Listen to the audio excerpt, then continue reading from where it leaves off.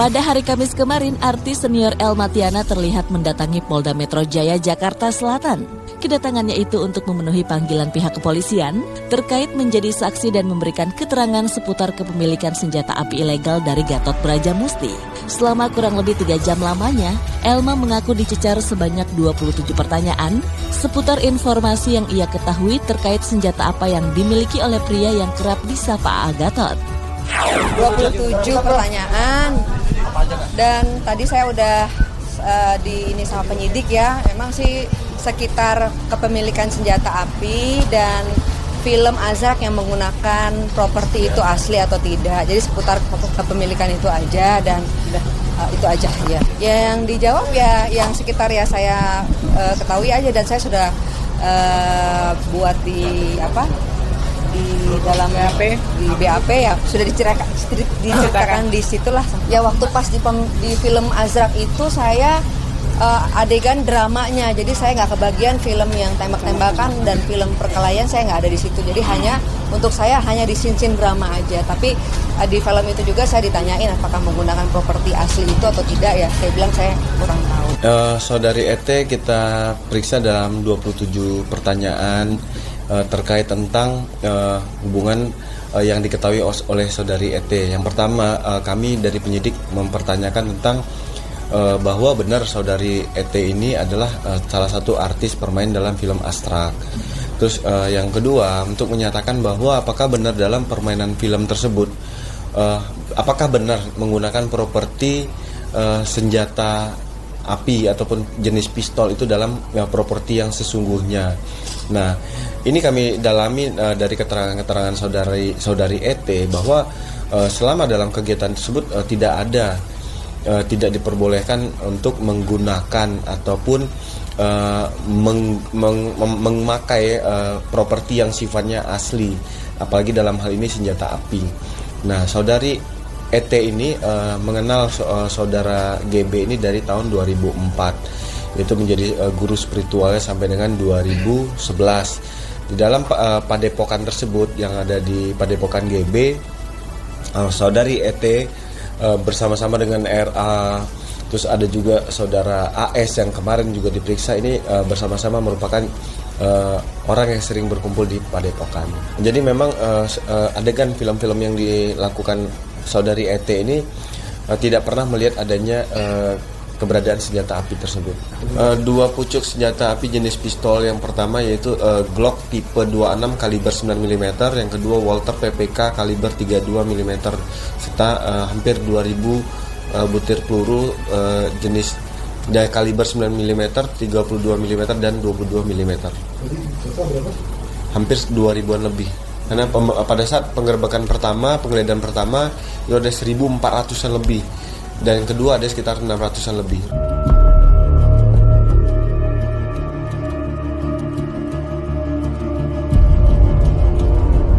Keterangan Elma Tiana memang dianggap sangat penting. Pasalnya wanita 41 tahun ini sempat menjadi murid setia selama 9 tahun lamanya di Padepokan AA Gatot. Terlebih saat berada di Padepokan, Elma mengaku sempat diperlihatkan dengan senjata api ilegal milik AA Gatot. Pernah. Seperti apa? Dalam momen-momen mirip dengan yang ditunjukkan. Ya, memang mirip yang ditunjukkan dengan tadi kan dilihatin senjata apinya dan juga 2000 peluru. Kalau masalah itu kan peluru yang banyak itu saya nggak tahu, tapi kalau senjata api memang saya pernah lihat. Tapi lihatnya pas lagi saat apa, Mbak? Waktu di zaman di Padepokan dulu. Ya ditunjukkan senjata api gitu ya. Ya buat bercandaan aja gitu, untuk sebuah keyakinan bahwa yakin kalau tidak ada senjata lah gitu ya, pusing. Pernah ditodong yang seperti yang enggak sih, bercanda aja waktu itu materi pemeriksaan ya, Elma nggak akan jawab. Mbak pernah nanya nggak buat apa guru spiritual punya senjata? Nggak pernah nanya masalah itu, cuma saya pernah lihat aja. Oh, saya nggak tahu, saya nggak pernah nanya itu senjata apinya dari siapa dan dari mana, saya nggak tahu. Tapi saya cuma pernah lihat aja. Enggak sih, cuma pengetahuan saya cuma sekali aja ditunjukkan sama saya. Nah, saat itu kenapa bisa sampai menodongkan saat bercanda? Ya itu untuk keyakinan kita sebagai muridnya aja waktu itu. Seperti apa? Ya, itu tertuang di dalam pemeriksaan tadi bahwa saudara AGB ini sambil bercanda pernah memperlihatkan senjata apinya kepada saudari ET itu di daerah di lokasi Padepokan, ya, bukan pada saat pembuatan syuting film.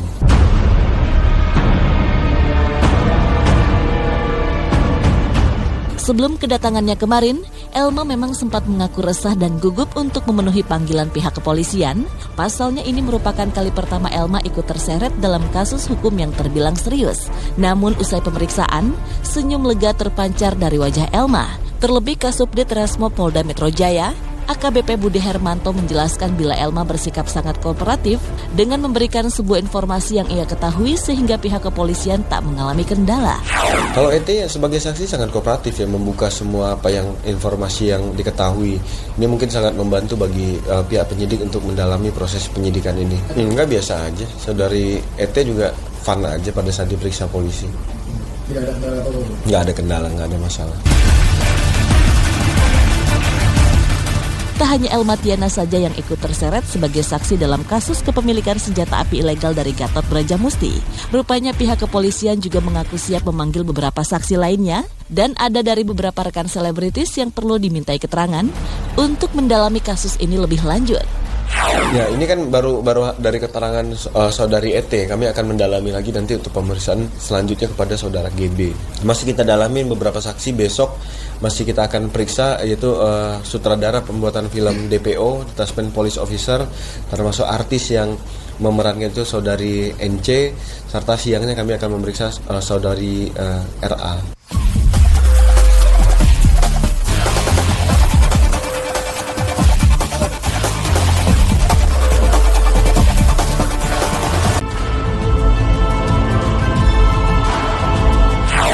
Benar, saya sama Wilona itu putusnya Januari akhir atau enggak Februari awal, nggak tahu juga sih, lupa.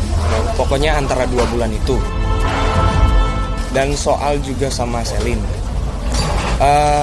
pertama kali saya kenal sama Selin itu bulan Mei.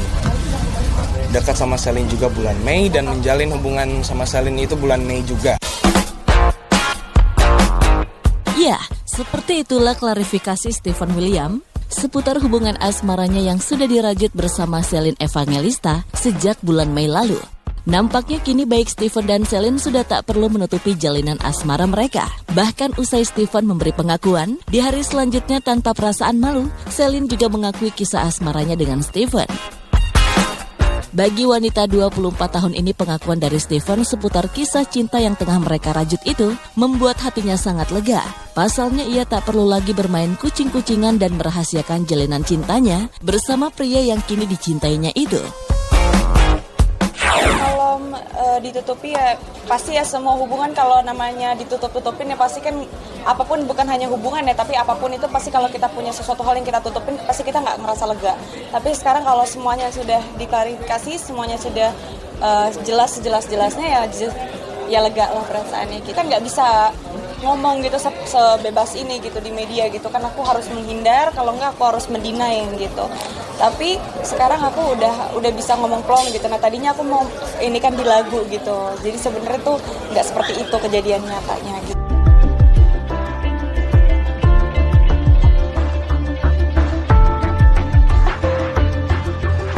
Tak bisa dipungkiri hubungan asmara yang dijalin Selin dan Stephen memang mendapat tantangan dari banyak pihak, terutama haters. Tak jarang para haters membuli wanita kelahiran Italia ini dengan kalimat-kalimat pedas yang menyayat hati. Namun dengan kehadiran Stephen yang selalu berada di samping dan menguatkan hatinya itu, Selin mengaku merasa menjadi wanita yang paling beruntung sedunia, bisa mendapat laki-laki idaman para wanita.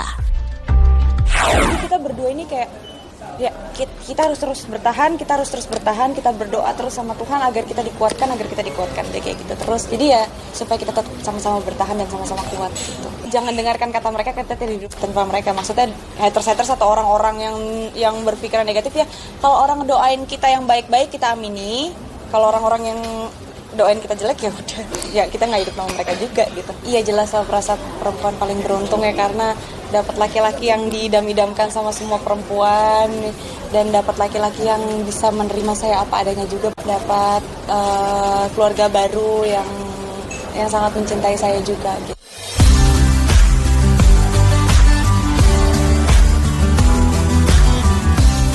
Meski usia Steven terpaut lebih muda 1 tahun dari Celine, namun wanita kelahiran 2 April 1992 ini mengaku bila Steven merupakan tipe pria yang sangat dewasa dan bertanggung jawab. Bagaimana tidak? Bila saat mendekati Celine dan mengetahui statusnya yang sudah memiliki anak, dengan sangat dewasa Steven menunjukkan niatan seriusnya untuk menjalin hubungan dengan Celine secara serius. Steven sangat bertanggung jawab terhadap anak-anak saya, meskipun itu bukan tanggung jawab dia, tapi dia sangat gentle untuk bertanggung jawab gitu. Padahal bukan saya juga yang minta. Dari mulai awal pertama kali kita kenal, Steven udah bicara begini sebelum kita pacarannya. Celine, kamu tahu maksud dan tujuan saya apa mendekati kamu karena saya suka sama kamu dan saya nggak punya waktu untuk main-main. Saya mau menjalin hubungan yang serius sama kamu. Terus saya kaget juga dong sebagai perempuan ya, seneng juga, kaget juga gitu ya kan. Wow, oke, gitu ya. Terus udah gitu, dengan ini ya saya juga nggak pernah minta ke Steven untuk membiayai anak saya atau hidup saya gitu. Tapi Steven sendiri yang merasa kayak saya ini laki-laki di sini, jadi saya udah konsekuensi saya untuk saya mau bertanggung jawab sama kamu, saya harus bertanggung jawab sama anak-anak kamu, saya mencintai kamu, saya juga harus mencintai anak-anak kamu.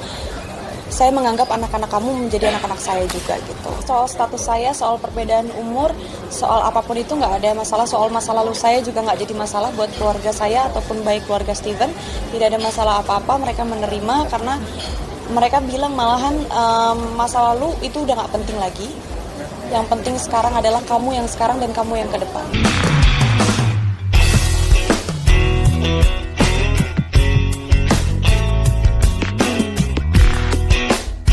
Meski mendapat tantangan dari para haters, namun hal itu tak menjadi masalah besar bagi Celine dan Steven. Pasalnya Celine mengaku bila pihak keluarga sudah sangat setuju dan merestui hubungannya dengan Steven. Lantas apakah dalam waktu dekat ia dan Steven akan segera menikah? Antara keluarga saya dan keluarga Steven sudah sangat dekat ya, dan kita sudah saling mengenal.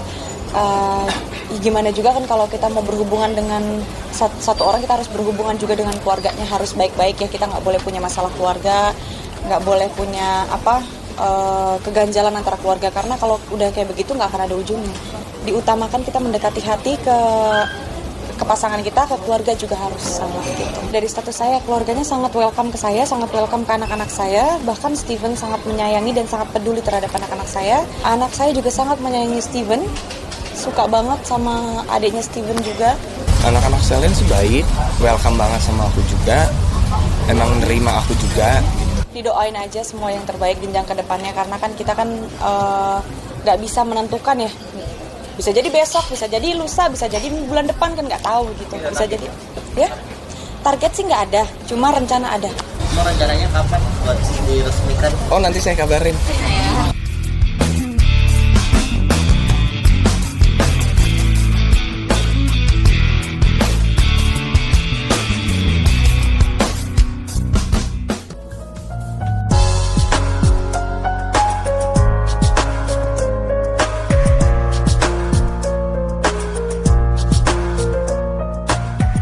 Kebahagiaan menyaksikan tumbuh kembang anak tengah dirasakan Marsha Timothy. Iya, di usia putra sematawayang Marsha dari pernikahan dengan Vino G. Bastian yang baru 3 tahun, Zizi Per Bastian rupanya sudah mendapat tawaran untuk syuting. Mengetahui hal itu, Marsha pun tak lantas menerima tawaran itu begitu saja. Wanita 37 tahun ini menyadari betul bahwa di usia buah hatinya yang masih sangat kecil, Zizi belum mau untuk syuting seperti ibu atau ayahnya yang memang sudah terbiasa bekerja di depan layar. Marsha juga belum melihat jika Zizi kecil memiliki minat dan bakat seni, sehingga ia tak juga harus mengarahkan anaknya di bidang itu. Kalau sekarang sih saya belum bisa lihat sih, dia masih kecil ya gitu. Belum bisa kayak saya bilang, oh dia kayaknya mau di entertainment bisnis ini, belum kelihatan. Nggak mengarahkan kemana-mana sih, kita masih memberikan aja medianya, maksudnya ngeliat dia nanti kemana dia tertariknya, bebas aja sih. Mungkin tawaran kayak ya syuting gitu, tapi memang belum mau sih kalau dia ikut syuting.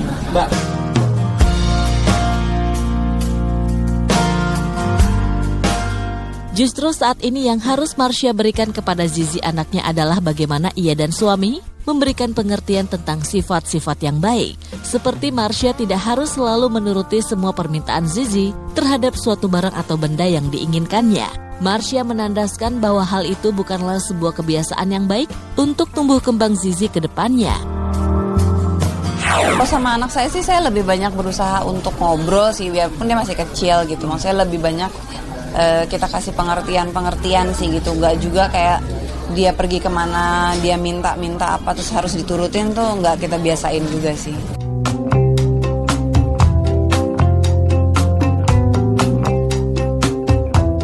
Begitu juga ketika banyak orang berpendapat bahwa anak selebriti hidup dalam kemewahan dan glamoritas, Marsha pun tak sependapat akan hal itu. Bintang film Toba Dreams ini justru menyebut bahwa kebiasaan itu datang dari bagaimana selera orang tua terhadap kehidupan yang dijalani bersama anak-anaknya. Jika orang tua hidup dalam kemewahan dan penuh suasana glamor, tidak tertutup kemungkinan anaknya pun akan demikian adanya. Kayaknya nggak juga kayak anak artis kali ya, tergantung selera orang tuanya sih maunya bagaimana sih gitu. Jadi nggak juga harus anak artis atau apa atau bagaimana.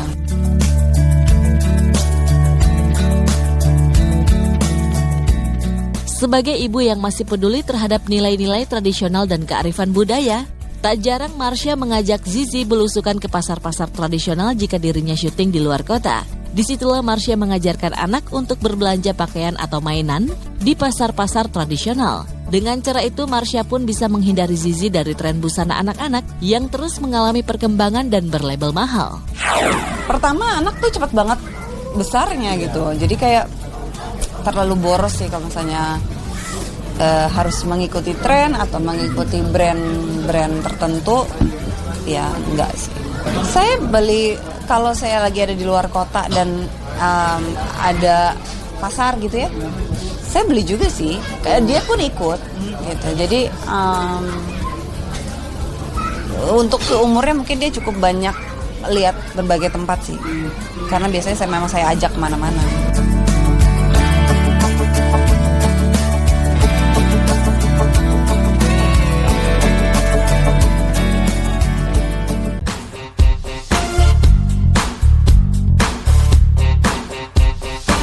Keseruan memelihara anjing jenis Pitbull tengah dirasakan Reza Pahlevi. Setelah sempat vakum tahun 2009, Reza kembali menyibukkan dirinya memelihara dan merawat anjing jenis ini.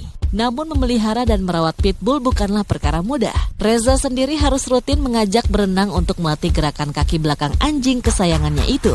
Seperti apa keseruan Reza saat merawat anjing Pitbullnya? Berikut liputannya.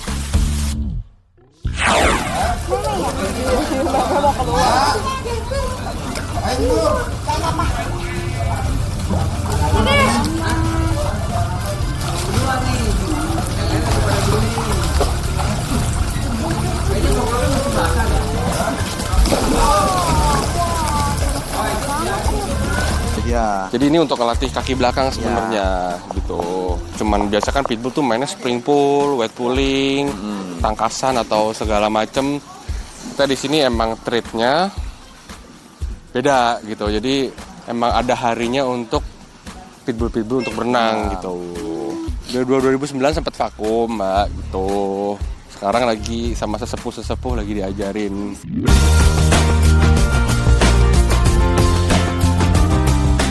Sebagai pemilik anjing jenis Pitbull, Reza mengaku tidak sedikit merogoh koceknya untuk mendapatkan seekor Pitbull dengan kualitas bagus. Pria 30 tahun ini mengaku paling sedikit mengeluarkan anggaran 20 juta rupiah untuk mendapatkan seekor Pitbull yang berasal dari keturunan yang bagus. Untuk penjantan ini yang kita keluarkan yang Appendik, Hero. Anak-anaknya itu emang proven gitu Mbak. Dalam arti emang terbukti anak-anaknya semuanya bagus gitu. Dan semua orang tahu gitu. Itu bisa range sekitar harga 20 lah. Ya, itu untuk penjantan-penjantan yang lagi berenang ini gitu. Gitu.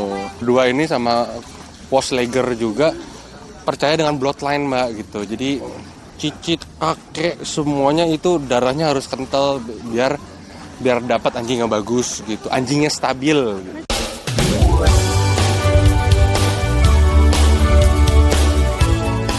Bukan hanya harga belinya yang mahal, Memelihara dan merawat seekor pitbull buat Reza juga harus memperhatikan segi makanannya. Untuk makanan yang sesuai dengan seekor pitbull, Reza sendiri menganggarkan dana dalam 1 bulan sebesar 3 juta rupiah. Mahalnya biaya makan pitbull kesayangan Reza tak pelak membuat istri Reza protes.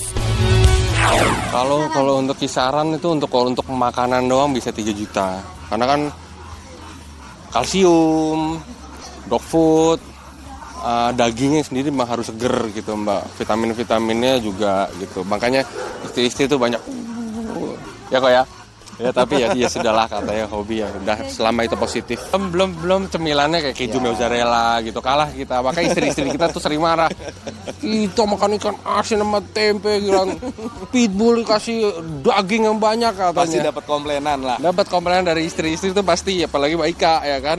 Tapi ya kita kan hobi gitu. Daripada hobinya melenceng ke lain, mendingan kata istri-istri ya sudahlah, di approve.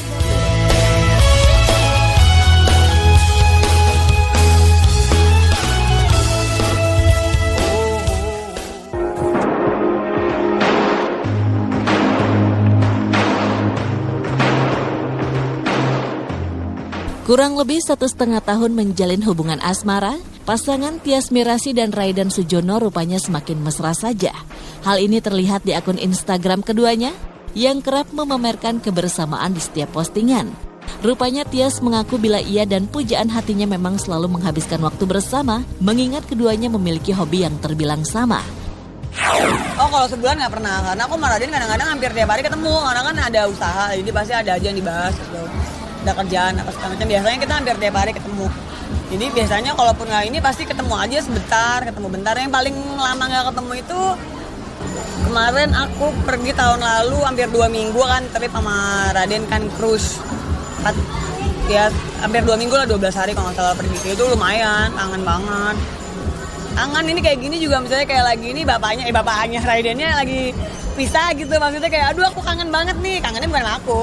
Nonton olahraga, jadi kita udah semua pasti bareng-bareng, apa-apa yang kita lakuin pasti bareng, kecuali ngedrum, gue gak bisa ngedrum sekarang, tapi apa-apa jadi bisa bareng juga, karena kan insya Allah mau ada project bareng sama dia, karena kan baru olah vokal, jadi di dunia musiknya bisa jadi barengan juga gitu. Dua-duanya manja, dua-duanya ya ada waktunya kalau lagi ganti-gantian aja, tapi emang orangnya ini kok, dia keluarnya kelihatan gitu, cuman hatinya sih baik banget. Meski selalu menghabiskan waktu bersama dan terlihat klop, namun Tias mengaku bila ia belum siap untuk mengakhiri status lajangnya di tahun ini. Namun wanita 29 tahun ini tak menutup kemungkinan bila bisa saja di tahun mendatang ia dan Raiden akan melangkahkan kaki ke jenjang pernikahan. Meski mengaku belum siap memiliki bayangan konsep pernikahannya kelak, lantas konsep pernikahan impian seperti apa yang akan diusung Tias? Belum. Nggak tahun ini yang pasti. Tapi udah diagendakan, cuman tidak tahun ini. Cuman ya insya Allah. Takutnya tak kabur takutnya maksudnya pelajaran yang udah nanti udah plan tengah jadi, nanti mudah-mudahan aja lah minta doanya. Pengennya garden party aja, nggak mau yang ribet, nggak mau heboh banget. Aku nggak pengen pelaminan gitu, emang dari dulu pengennya cerita pengen nikah nggak mau di pelaminan, pengennya yang bisa mingle sama orang-orang, terus nggak yang dipajang doang gitu lah, pengennya bener-bener emang teman-teman dan keluarga deket aja, ya internasional hitungannya.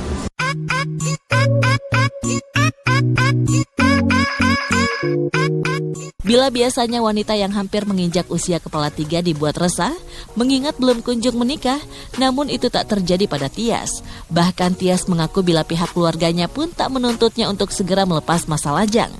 Namun hubungan dengan Raiden sudah mendapat lampu hijau dari keluarga besar kedua belah pihak, mengingat keluarganya dan Raiden memang sudah kenal sejak lama. Paling santai, sama aku apalagi paling santai, maksudnya kayak mereka ya paling cuma sempat nanya paling kapan ya, kita menjelaskan keadaannya seperti ini ABC segala macam, ya udah. Tapi mereka support, pokoknya kapanpun mereka support. Keluarga besar udah. Karena aku kenal Raiden dari SMP, teman lama, iya, jadinya lucu lah kita. Kalau celebek juga sih, dulu mah juga nggak naksir, udah SMP biasa aja temenan doang. Yang celebek ininya malah ceritanya dari sama dia kan kenal dari SMP itu kan teman. Jadi kita bukan teman satu sekolah. Jadi aku sekolah di mana, Raiden sekolah di mana.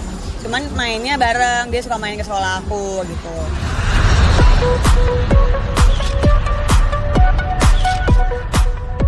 Sebagai seorang selebritis tentu memiliki konsekuensi, yaitu tidak bisa terlepas dari bahan pemberitaan. Hal itu disadari oleh Tyas Mirasih. Tyas mengaku beruntung mengingat Raiden sangat mengerti dengan pekerjaannya. Bahkan wanita kelahiran 8 April ini juga mengaku bila Raiden merupakan sosok pria yang sangat mendukung karirnya di dunia hiburan tanah air.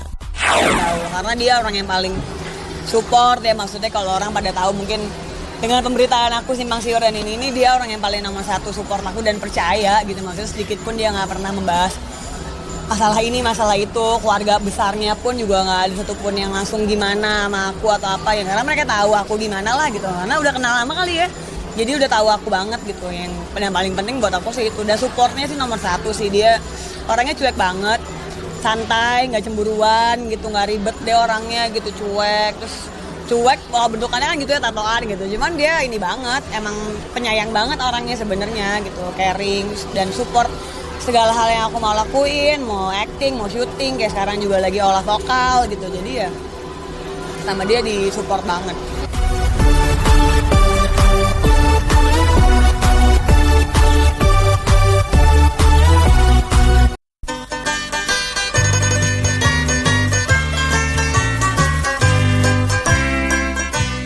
Di tengah kesibukan memimpin ibu kota Jakarta, Gubernur DKI Basuki Cahayapurnama atau yang biasa disapa Ahok menyempatkan waktunya untuk nonton bareng film legendaris yang dibuat ulang atau remake, yaitu Warkop DKI Reborn. Usai menyaksikan jalannya film bergenre komedi tersebut, Ahok yang ditemui awak media di sebuah bioskop kawasan Tamrin, Jakarta Pusat Kamis kemarin, mengakui jika film besutan sutradara Agi Umbara itu lebih lucu dari film aslinya. Selain lebih lucu, Ahok juga tak menepis jika film tersebut lebih leluasa dalam memberikan kritik sosial dibanding film sebelumnya. Sambil ngaduk-ngaduk.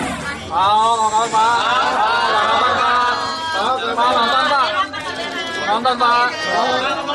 Pak mau nonton nih Pak. Asik. Oke, buka jalannya. Buka jalannya Mas. Cari. Nonton dulu ya Pak.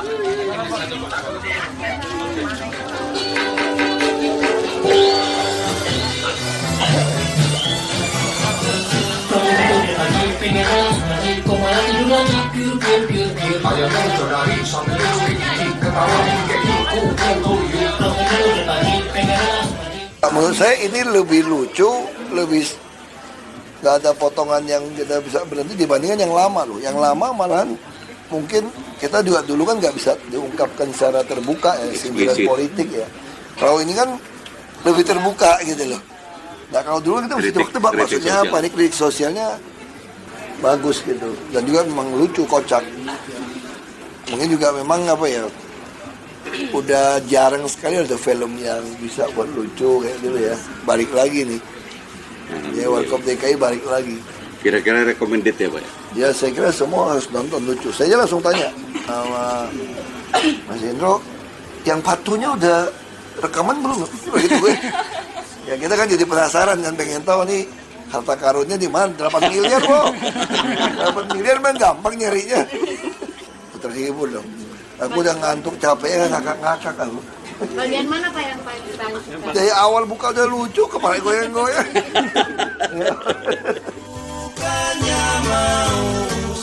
Di antara pemeran utama film ini, Ahok mengaku bahwa Abimanala pemeran Dono yang lebih lucu ketimbang lainnya. Ahok yang melihat kalau film ini tidak terlalu vulgar oleh penampilan pemeran wanita seperti di film aslinya. Hampir mirip, tapi tetap sini lebih lucu lah. Ya, memang dari dulu juga ini sih. Iya, peran Dono maksudnya. Iya. Gimana nih, Abi sendiri? Saya masih setengah jam Mbak. Jadi tonton aja saya seneng. Ya dulu kan hampir semua film kita nonton. Cuma saya bilang ya zaman berbeda. Kalau dulu kan lebih vulgar, ceweknya lebih banyak. Kalau ini lebih dikit. Ini sekarang syariah Pak. Ya, lebih dikit, tapi ya lucu juga lebih ini sih. Bagus ini.